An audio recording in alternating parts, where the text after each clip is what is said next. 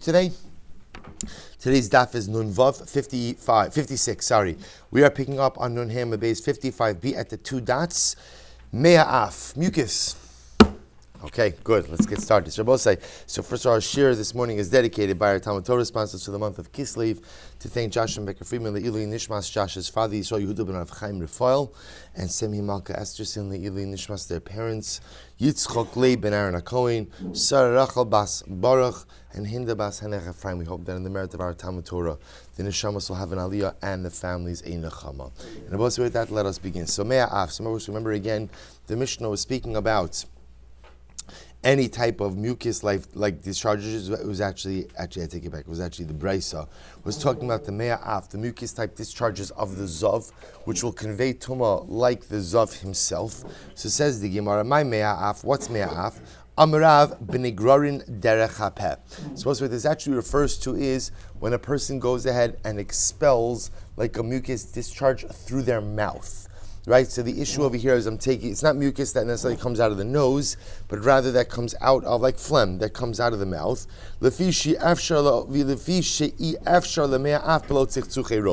say for a very simple reason that ultimately, again, it's not really the mucus or the phlegm that's as problematic, but it's the fact when it comes out of the mouth, it's possible that there's not droplets of saliva mixed in. And because there are droplets of saliva, we already established that the saliva of the Zav ultimately, again, has the ability to convey Tumah Chamura. Rabbi Yochanan says, no, afilu benigrar derech achotem. Rabbi Yochanan says, no, even if the mucus comes out through the nose, ultimately, again, it is still problematic as well. Alma kasavar ma'ayonhu. Because ultimately, again, he holds that what Rabbi say, that the mucus is what's called the mayon. Mayon ultimately, again, refers to things that come from within the Zav that convey Tumah like the Zav himself. Rachmana Rabbi. And the Torah therefore includes mucus in the things that convey Tumah like the Zav himself. Rav Nachsham Nami Demos, So I'll say, so why doesn't Rav also include tears? Why doesn't he also include tears? Dam Rav, let's listen to this. Dam Rav, because Rav said as follows: Hayman de bay de listime eine. If a person wants to go ahead and lose his sight, obviously what it's saying is nobody wants to lose their sight, but if a person wants to do something that's going to make him go blind, what should he do? He should go ahead and let an akum apply kichol. So kichol is like an eye ointment, an eye salve. So what happens? So the issue over here, the concern is that the akum will put something into the kichol that he should not go ahead and the kuchla that he shouldn't be using and cause him to go blind. Levi says, Hayman de bari lemos. If a person wants to die, what should he do? Let an ovid kochavim apply this eye salve. Again, the concern of Rabbi said this is amongst those things where there was a concern that the Gentile would do something negative and hurtful to the Jew. So again, whether it's that it would cause him to go blind, cause him to die. My time in Rav. Why is it that Rav only said that ultimately, again, getting the eye salve from an akum will cause blindness and not death? So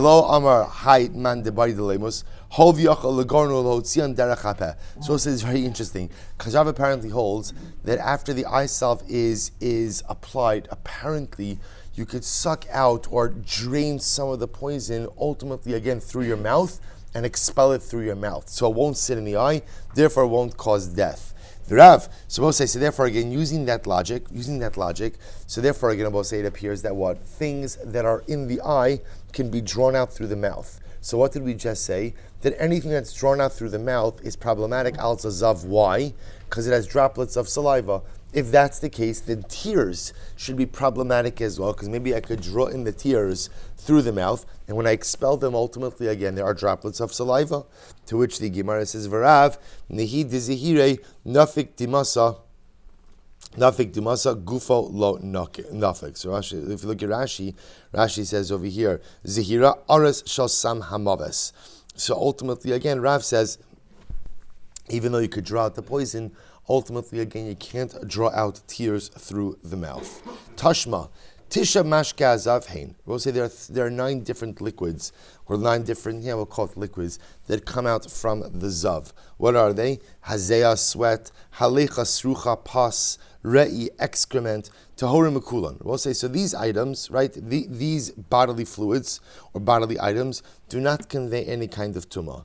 Dimas Eno, but ultimately again his tears, Dam Agafaso, the blood of his wound, the Chalav Isha, and milk from a woman, Mitamin Tumas Mashkin Biravias. Ultimately, again, I will say they convey Tumas Mashkin, which is what?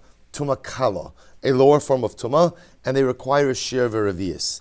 Aval Zovo, Roko, Mimi Raklov, Mitam Tumachamura. But the actual Zav emission, the Zivos of the Zav, his saliva, his urine, convey Tumachamura, which will say, again, Ramin convey Tumah like the Zav himself.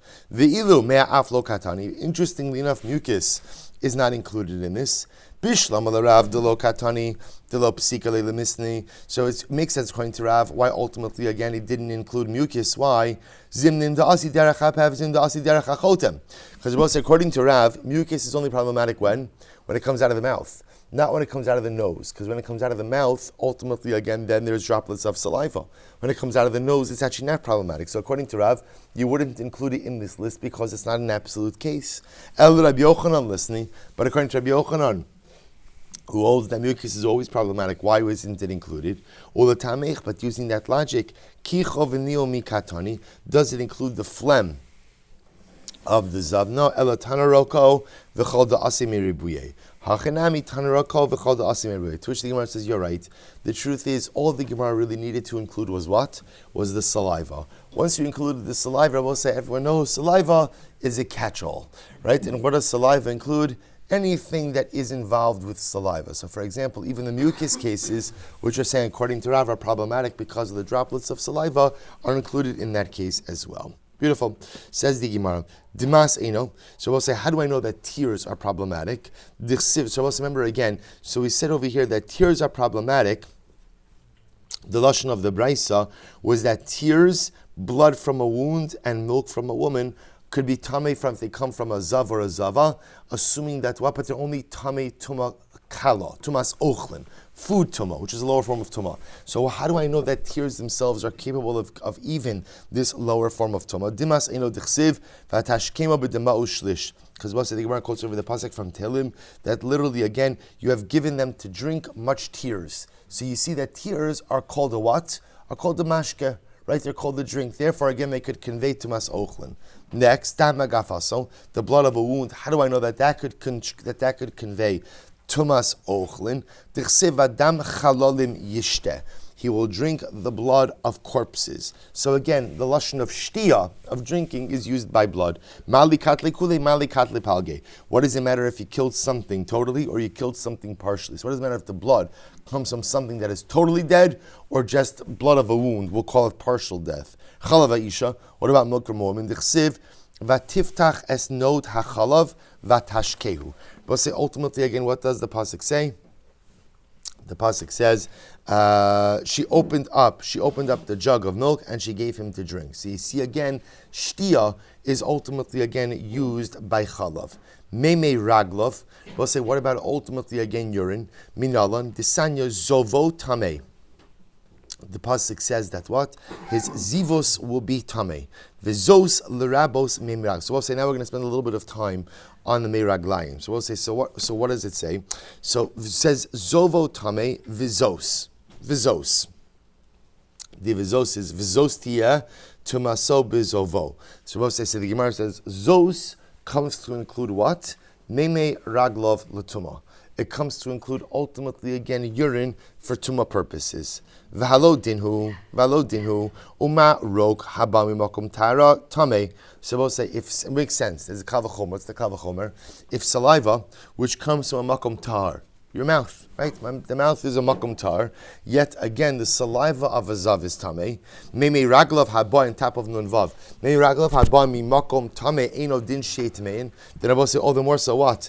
Urine, which comes from a makom tamei. Now, what does it mean? Comes from a makom tamei? Meaning urine comes from the very place that the zivus comes from. Certainly should be tamei. To which the Gemara says, I'll tell you why that logic doesn't hold true. Dam hayotzi pia ama yochiach. Blood that comes blood that comes from ultimately again from the makom mila, we'll go ahead and prove this to be incorrect. Why? Shebami makom tame, because we'll say if a man has an emission of blood, ultimately again it comes from quote unquote an impure place, meaning we'll say it comes from a place where the zivus comes from, vitar, and yet ultimately again blood, an emission of blood, interestingly enough, from a man is going to be tar. So you see that logic doesn't hold true. And the truth is, don't be so perplexed by this. Because we'll say, it's perplexing to hear this idea that something that comes from a makom tamei should be tar. So on one hand, you're telling me that, for example, saliva, which comes from a makom tahar, yet what? It will be tamei. Yet at the same time, something that comes from a makom tamei, i.e. a man who has an emission of blood, yet that will be tahar. So what's the pshat? Talmud lomar zovo tamei.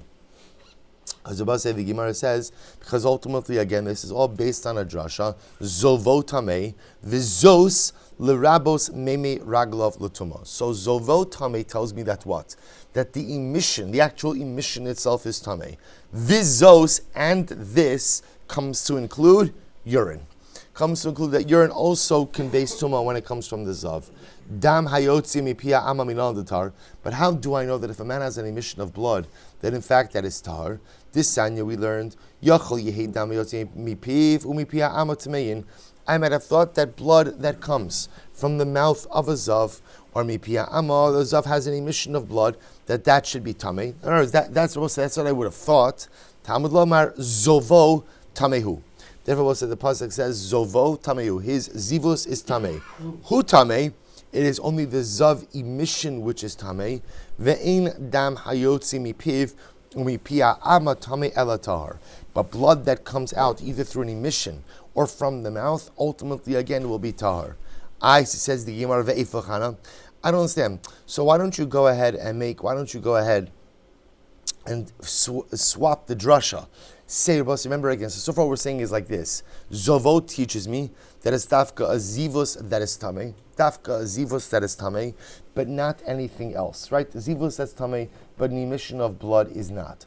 Why don't you swap it? Why don't you say that zovo, say that again. Zovo tamei teaches me that halacha lamaisa, it is the zivus emission that is tamei. Vizos teaches me that what? Urine is also tamei. Why don't you say that vizos teaches me that a blood emission is tamei and that urine is tahar? How do you know that one is included in the drasha, one is not? To which the Gemara says, Rabbi Yochai dum yodurok. Because Rabbi is saying that which comes out of the zav's body and is tamei should be comparable to saliva. How so? Marok shemis agel v'yotze, just like blood. We'll see, we've had this before. Saliva. Saliva gathers before it comes out. Af kol shemis agel v'yotze. So to what type of bodily fluid from a zav conveys tumah? Only that which gathers before it comes out. Yotza dam, this excludes blood. She'ein mis agel v'yotze. Blood apparently does not, quote unquote, gather. Rather, it just comes out droplet. V'hari chalav shebi isha. But what about milk of a woman? Shemis agil v'yotze, which I will say does gather inside of the body before it comes out. V'amar mar, yet we learned that what? Chalav shebi isha, metame tumas mashkin.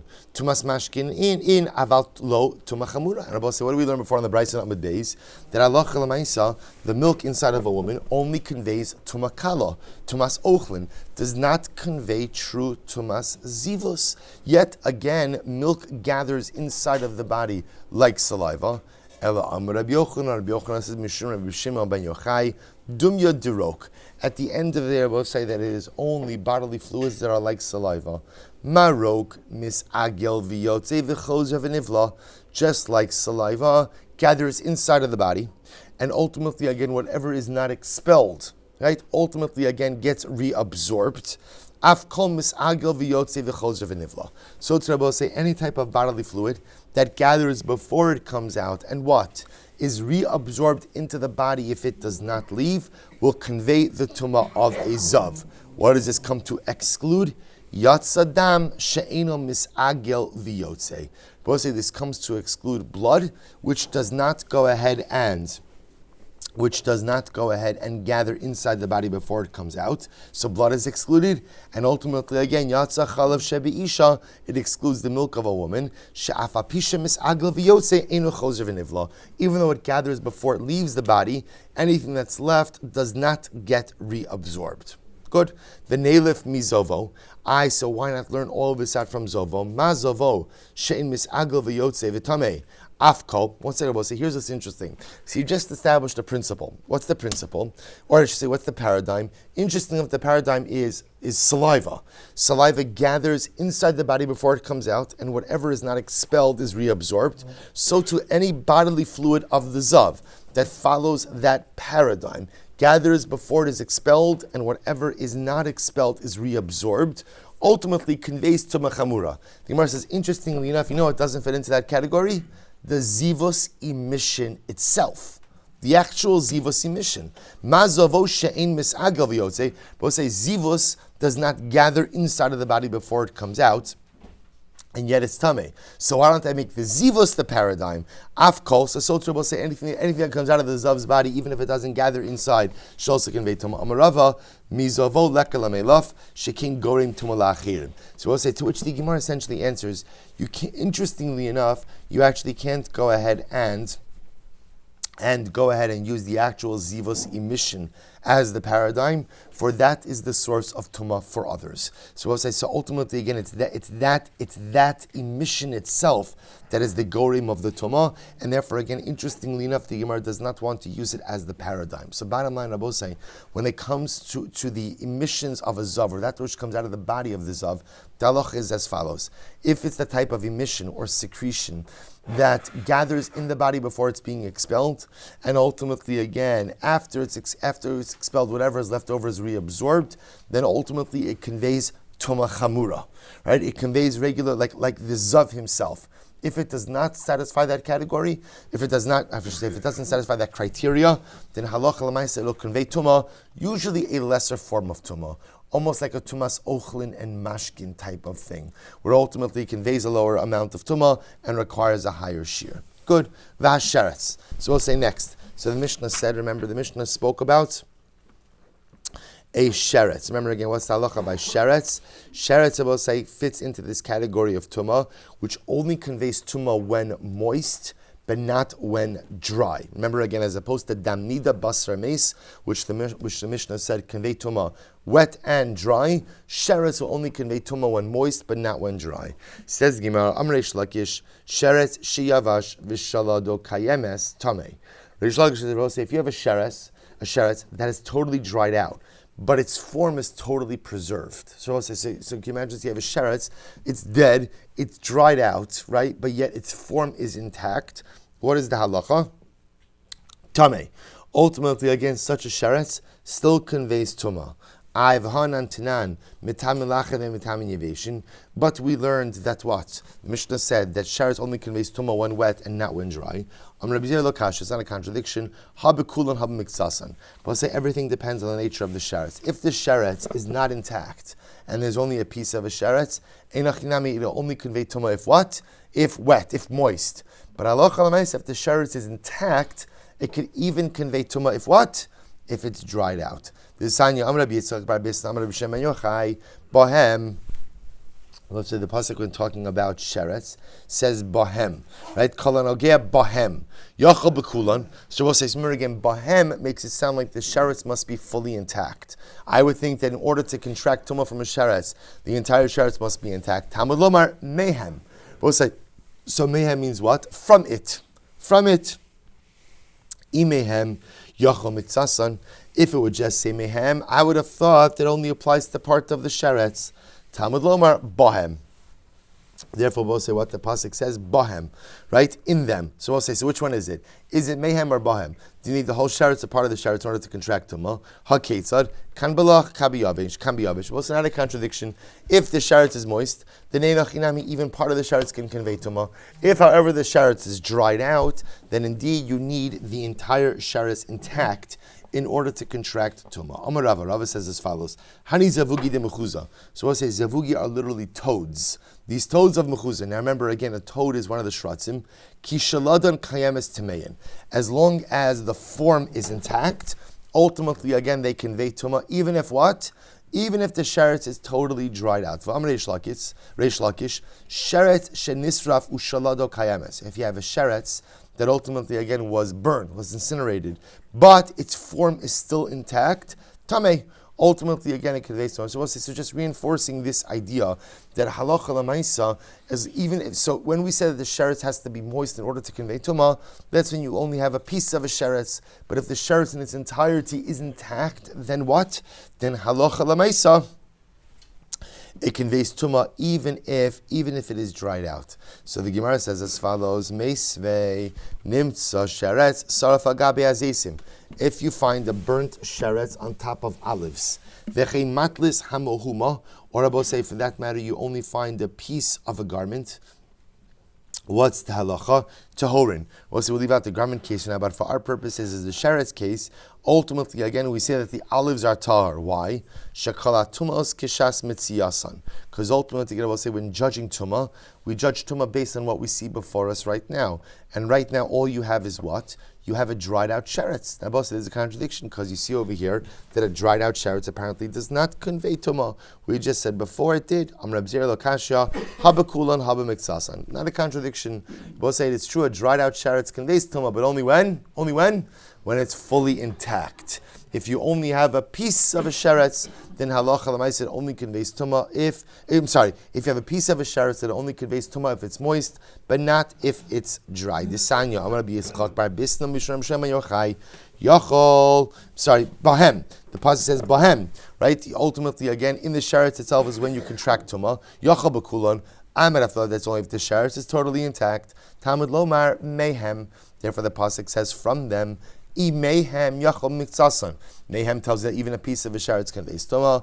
Talmud lomar bahem haketzad kan b'saruf kan b'shenasarav. So we'll say, so bottom line, halacha l'maisa, what the Gemara espouses over here is as follows. If you only have a piece of a sheretz, the only way for that piece of sheretz to convey tumah is how? Is halacha l'maisa if it is moist. If it's dried out, the piece of a sheretz does not convey tumah. If, however, shalado kayim, the sheretz in its entirety, the form is intact, then halacha l'maisa what? Then halacha l'maisa, the sheretz, even if dried out, will convey tumah. Beautiful. So let's remember again. So the Mishnah ended off by saying that in all of these cases of hazov, nia, rog, sheretz, nedela, shechva, zera, metamin lachin, ve'ein metamin yeveshin. Only convey tumah wet, but not dry. Says the Gemara.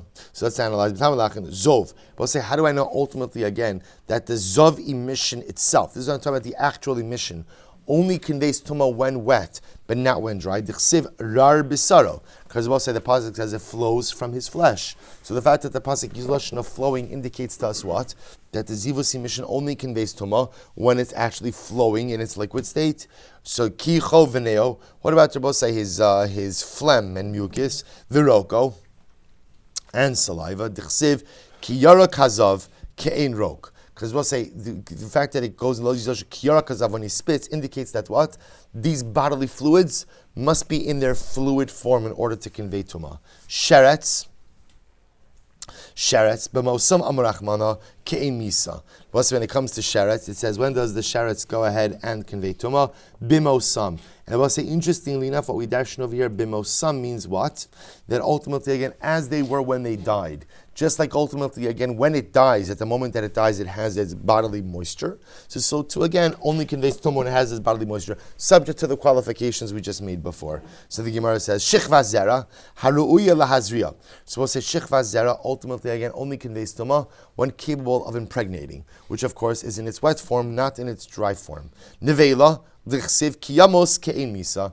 But when it comes to nevela, so as the pasuk says kiyamos, when the nevela will die, so the nevela must be in its form at the point that it dies. Just like when it dies, it has its physical moisture. So to nevela will only go ahead and convey tumah when it still has that moisture. Im Yecholon Lahasha. So we'll say the Mishnah then said if what? If something, so let's say now I have these two categories, right? Category one are items that convey Tumah, Bein Lachin, Bein Yeveshin. Really only two items in that category, and they are Dam Niddah, and ultimately again Basar Ames. And everything else kind of fits into that second category of metamin lachin v'nat metamin yeveshin. But of course, there is the reconstitution clause, right? And the reconstitution clause says that what? That if you could soak it, right, and it goes ahead and rehydrates or gets reconstituted, that Allah Alamighty it regains its former tumah luster and glory, right? And therefore, again, could once again convey Tumah. So says the Gemara, by Rabbi Yirmiyah. So it says, remember again. So the Mishnah says, and what's the reconstitution period? So poshrin, warm water, 24 hours. So we'll say now we're going to clarify this. By Rabbi Yirmiyah, tchilas of a sofa poshrin doesn't mean that it has to be in warm water the entire time, right? Meaning from the beginning to the end. Odilma tchilas afa b'shein sofa, or does it mean no? The water begins as what? As warm water. But obviously it's sitting in the water. You could allow the water to become cool even over time. Tashma desanya kamishiyas. As Rabbi said, how long do you have to soak something in order to see if it could become reconstituted? So I'm sorry, kamishiyas Rabbi Yehuda ben Nekusa Omer me'es la'es. It remains in the water for 24 hours. Tchilaso afapi she'in sofo. And Yehuda ben Nekusa says that the truth is all the water needs to be is warm at the beginning, even if it's not warm at the end. Rabbi Shimon Gamliel Omer tzrichin shiuprushin me'es la'es. Rabbi Shimon Gamliel says no, it has to be warm for the entire 24 hours. We'll say so. The Rambam adopts the first position that Allah Alamighty. The Rambam adopts this concept, by the way, of the reconstitution test of leaving it in water for 24 hours, and he adopts the share of 24 hours in water that begins warm, or which you don't have to keep the water warm throughout the entire time.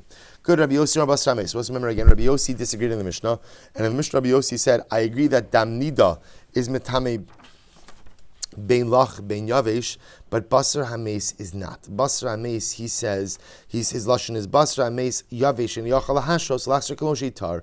Rabbi Yossi holds that Basar Hames that has become so dry that it cannot even become reconstituted in 24 hours of warm water or water that begins warm.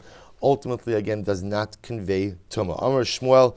Tar milatame b'kizayis. So we'll say, interestingly enough, so the Gemara qualifies this and says that halacha lamaisa, this is only true, meaning tar milatame b'kizayis, aval metame tumas rekev. So this is actually very interesting, that Rabbi Yossi's position is like this. If it's so dry that it can't even be reconstituted by water, it does not convey tumas meis. It won't convey tumas meis. But I will say, what does it convey? And it's been a while since we've spoken about this. Corpse dust. Right? I told you it was coming. Right? So again, corpse dust. So even though it can't convey tumas meis, it can convey what's called tumas rekev. If you look at Rashi's tumas rekev, melo tarvad mimenu, metame b'mago masavo. So also remember again, if you have a ladle full of corpse dust, what's the halacha? It's metame through maga, masa, and ohel. So remember again, so even Rabbi Yossi will agree that Allah Alamaisa, although this will not go ahead, if you cannot reconstitute it, it does not convey tumas meis, but Allah Alamaisa will convey the tumah of corpse dust. To which the Gemara says, Tanya nami hakir, right? So that supports this. Rabbi Yossi Omer basra meis shiavash ve'in yachal lishros v'lachshor l'kamoshi. If you have flesh of a corpse that dried out and cannot be reconstituted or cannot be rehydrated through the shriya, through the soaking process, tar milatame b'kizayis. It will not convey tumas meis with the share of a kizayis. However, aval tame tumas rekev. But it will convey corpse dust tumah, and I will say, of course, the shear for corpse dust is that ladleful. So I will say, at the end of the day, the Rambam paskins like the Tanakama in the Mishnah, namely that in fact we accept this distinction not about corpse dust, but rather corpse dust. Basar Hames. Basar Hames and Dam Niddah are the exception to the rule. They are the items that will convey tumah, bein lachin, bein yeveshin. Right. So again, we reject the position of Rabbi Yossi and accept the position of the Tanakama. Incredible. Says the Mishnah, Hasharet shenimtza b'mabor. We'll say, interesting case over here. What happens if you find the sharets in an alleyway? So you'll see what the case over here is in just a moment. I have a sharets in an alleyway. Metame lemafreya. Ultimately, again, the presence of that sharets causes retroactive tumah. Now, both say, now, for what? So we're going to see in the Gemara that we're talking about over here is that I have an alleyway in which toros are prepared. Right, so taros are prepared in my alleyway, and therefore again, what's the problem? I find a dead sheretz now in the alleyway. So we'll say, kind of looping back to the beginning of the Masechta. Whenever you find a davar atame, so I know that what there is always the possibility that it just instantaneously appeared over here, but chances are it was there for some amount of time before I found it.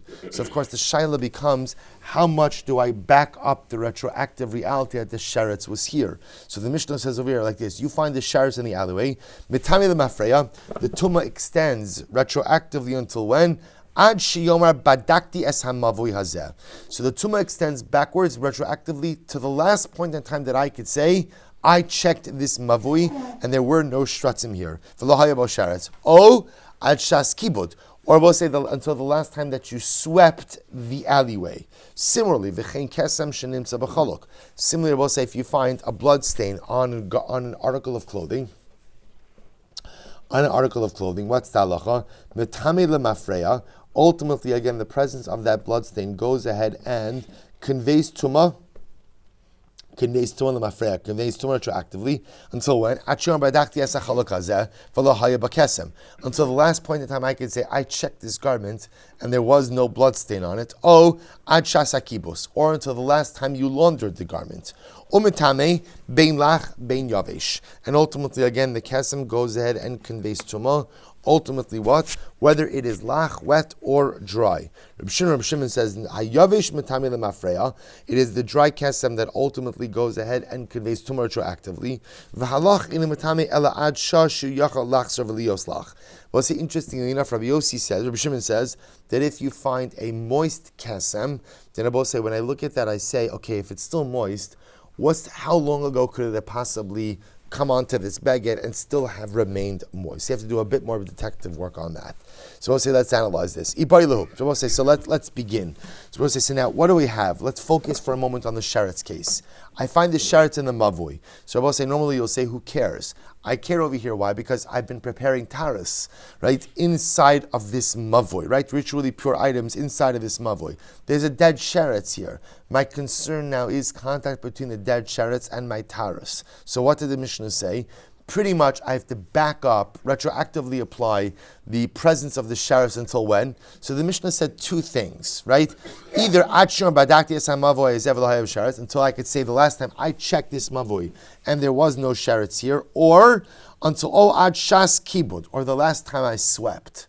So it says the Gemara something very interesting. Ad shas kibud cheskasa baduk o dilma cheskasa miskabed.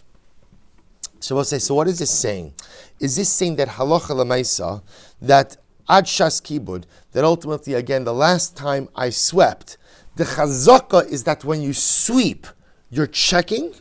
Or are we saying cheskasa miskabed? Look at Rashi just a moment. Cheskasa baduk, mi mechaskinan de badik le b'shas hakibud, mishum hachi taros de kadem kibud tohoros, Omishum deches kasam miskabed. Diava hasam b'shas kibud havenafik haysharetz machmas kibud. So listen to this.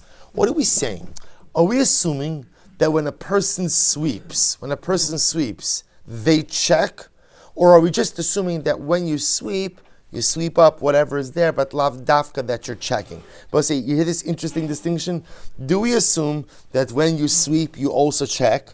Right? Or do we assume that, no, you don't check when you sweep, but just bepashtos, when you sweep, what are you doing? Right? You're sweeping, right? And therefore the sheretz is not there. So the Gemara says, okay, my nafkamina. I'm not exactly clear what meaning. Well, let's say, isn't the bottom line is the same? Meaning, telling me I back up the retroactive presence of the sheretz until when? Until the last time I swept, right? Which means any taras done before the sweeping are going to be okay. Up until after the sweeping won't be okay. So the Gemara says, I'll tell you why. Nafkamina damar kabid v'lobadik. Well, listen to this case. I say, right? I find the sheretz on Wednesday. The last time I swept was when? Sunday. And I say I swept on Sunday. But to be honest, I didn't check. Meaning, I just swept. I didn't check the dustpan, right? And say, B'Pashas, I might have swept the stuff into my neighbor's mavui, right? So I didn't even check like what I was sweeping. I just got whatever it is. I just got out of my mavui, but I didn't look as to what I was sweeping. Almost listen to this. It's incredible. So here's an afkamina. I amris cheskasa baduk halabadik. So I'll say, if you want to say that halacha lemaisa, the chazaka ultimately again, that when you go ahead and when you sweep, that you check, if that's what you want to say, that's the chazaka. Cheskasa badak Rabbi means that b'shas kibud, right? You check. That's the chazaka. And even if you don't remember that you checked, the chazaka is that when you sweep, you check. This guy's fine, even though I say I don't remember checking. I just swept. That's okay. The chazaka is when you sweep, you check. Then Rabbi say even if he says he didn't check, the chazaka is you did check. However, I amrit cheskasa miskabeit. But Rabbi say if ultimately again. Right? Ultimately, again, if you say cheskasa miskabe, no. Cheskasa miskabe also means what? That ultimately, again, the only chazak I have is that I swept, but I didn't check, so then maybe something was missed. To which the Gemara said, ha miskabeit. While it is true that ultimately again, I'm sorry, let me say that differently. So we'll say, if you say that halacha l'maisa, the issue over here is that well, the reason why sweeping makes a difference is because when you sweep, there's a chazaka that you check. This guy's saying he didn't check. He's saying he didn't check. In which case, again, the whole sweeping may not give him a level of taras security. If, on the other hand, the issue is sweeping and not checking, then on the bottom line, the guy swept. On the base. Inami, the other possibility is dishtachach baguma. So we'll say the other possibility. So we'll say, see here the nafkamina. So the nafkamina is, and I will say the reason why this ambiguity also comes up is because even the lashon of the Mishnah is a bit strange when it comes to this. So we're asking over here, what is the chazaka? Is the chazaka that when you go ahead and you sweep, you check? You check, and therefore we say that ultimately, again, we assume that the sheretz only got here where? When? Sometime after you're sweeping. Because the last time you swept, you checked for shratzim. Or is it that, what Rabbi say? Or is it that, no, lav dafka, that a person goes ahead and checks, they're just sweeping. We assume a person gets out anything that's there when they're sweeping. Nafkamina, a person says, I swept, but I didn't check. If halacha l'mais, again, the chazaka over is that he checked. If he's saying he didn't check, the chazaka doesn't apply. If it's an issue just of sweeping, then Baruch Hashem, he swept. Other possibilities, inami, or another nafkamini would be dishtachach beguma. But this is actually very interesting, where you found the sheretz in a guma, which means literally a pit, but it means a depression in the ground. So we'll say, now watch this. If you want to say, we'll say the chazak is that when a person sweeps, they check. Man de badik paguma. Man de badik paguma nami badik. They both say once you're checking, you check what? Not just the flat areas, but what? The pits. Pits sounds too dramatic. The depressions. However, amrit cheskasa miskabeit. They'll say if you want to just say that ultimately the chazak is just that a guy sweeps. Very often people just sweep level areas. They don't sweep depressions. Guma lo miskabda. And they will say it's possible that even with the sweeping that maybe he missed the sheretz, and the sheretz was there even during the time of sweeping. So we'll say the Gemara doesn't answer this. But this we're trying to figure out over here, what exactly is it that's the chazak? Is it a chazak of being checked, that the mavoi was checked, or a chazak that the mavoi was swept? And of course the nafkamina will be in a case where what? A guy says, I swept, but I didn't check. The china kesem. Both say same thing with the kesem. What did the Mishnah say about the kesem? So there's a chazaka that the blood stain was on the garment until when? Until the last time either that halacha l'maisa person says I laundered it or I checked it. Says the Gemara, Ibaylahu ad shas kibus cheskasa baduk o dilma cheskasa miskabes. We'll say same shaila. When we go ahead and we say that the garment had a chazak of being clean at the last time it was laundered. What is that saying? Is that saying that the chazaka ultimately is that a person checks a garment at a time of laundering, a person examines a garment? Or is it saying that no, just a person launders the garment without necessarily checking it? So lamai nafkamina, what's the nafkamina? Here, same idea, Bosai, the amar ki beis v'lo badik, where a person says, I know I laundered the garment, but what? I never checked it. I didn't examine it. Iyamrit cheskasa badik, halabadik. Let's say if you want to say that generally, again, we assume that the chazak is when a person launders a garment, they also check it. Well, in this case, what is the guy saying? Or is the person saying, the man is saying, I didn't check it. But if you want to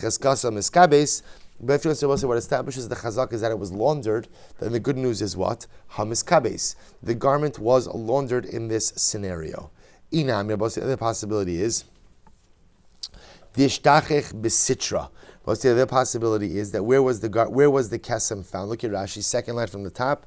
Besitra, b'tzidei habeged sheyesham kimatim utfiros shekar. So we'll say the other possibility is what happens if you find the kesem ultimately again on the edges of the beged, this literally the sides or the edges of the garment, where often there are folds and stitches. So watch this. If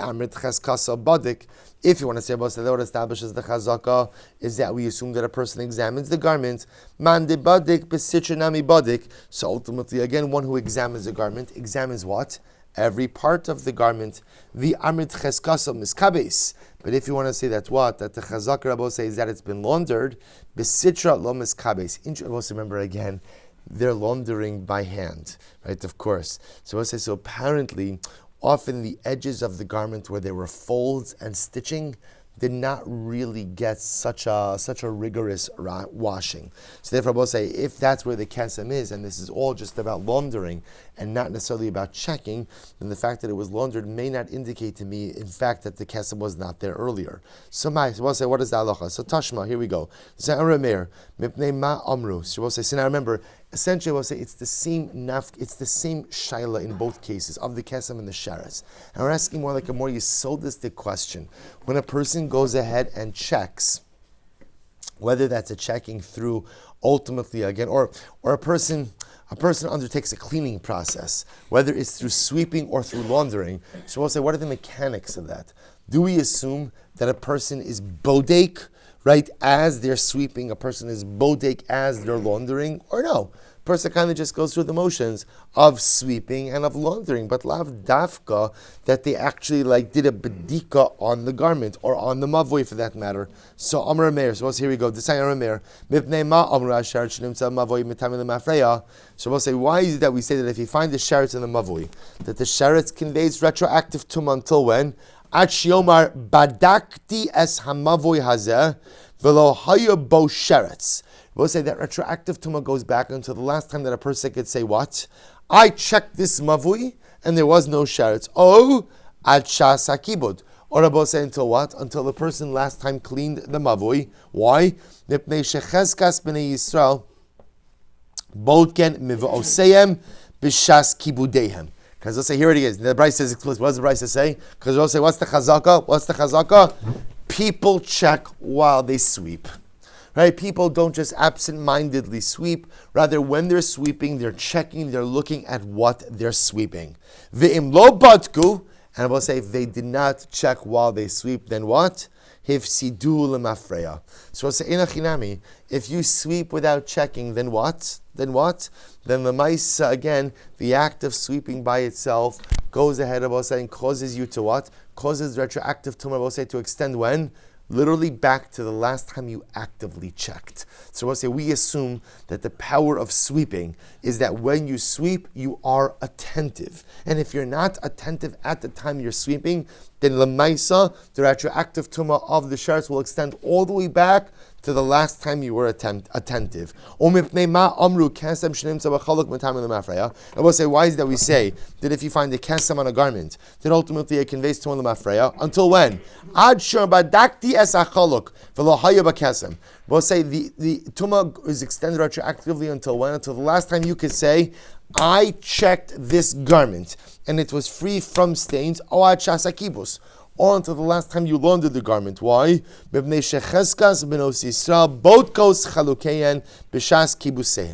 also the chazaka is that Jewish women check their garments while they are laundering them. And if they did not go ahead and check them, then if sidu lemafreya, then unfortunately again they have caused themselves a loss. So we'll say, so now the Brisa resolves it, right? The Brisa tells us that what? That halacha lamaisa, the power of sweeping and the power of laundering is that what? There is always an accompanying bedika. And it is that accompanying bedika that limits the lemafreya status or the lemafreya reality of the sherets or of the kesem up until the last time of laundering. Last time, we'll say teaches an incredible musar. What's the incredible musar? You must be attentive to everything in life, even when you sweep and even when you do laundry. Because when you do things without das, when you do things without intent, without kavanas, without thought, then ultimately, again, your actions become meaningless in life. Even from the greatest tasks to the most menial of tasks. Incredible Musar. Ravacha, so let's finish the Mishnah. Ravacha says, how should you check? These are just other strategies for checking the ksamim on the garment. So, tachsar v'tichsebena. So launder it again. If the stain diminishes in its brightness, then I will say ultimately again that tells you that this stain came along after the last time the garment was laundered. I will say apparently the way it works with stains and apparently their garments is you never really fully got a stain out of a garment. Rather, what happens is it diminished in its hue or in its color, but it only diminished one shade.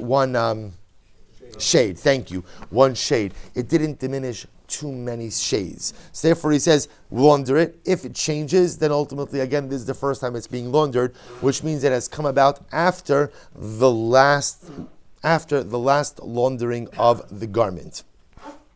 So the Gemara says, Rabbi says, Rabbi says you can't compare a stain from before laundering to a stain after laundering. Shazem makdir v'zem maglid. Both say the texture of the stain is different before the laundering, after the laundering. Shmamina cheskasal baduk shmamina. So both say, so bottom line, halacha l'maaseh, the Gemara says that we assume that when people launder their garments, so we'll say, so what comes along with that? There's a bedika.